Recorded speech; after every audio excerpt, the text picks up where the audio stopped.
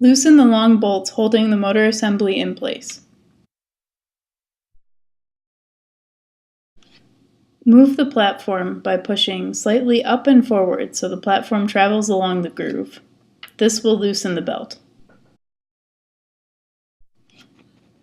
Remove the belt by sliding it off the pulley track.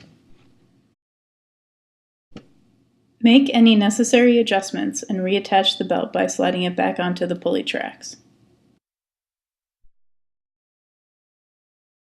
Check pulley alignment to ensure motor life and proper belt wear.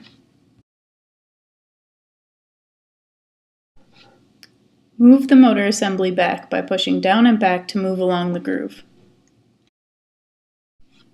Retighten the bolts in order to secure the motor and tighten the belt. Check belt tension. Deflection should be 1/64 of an inch per inch of belt span as shown.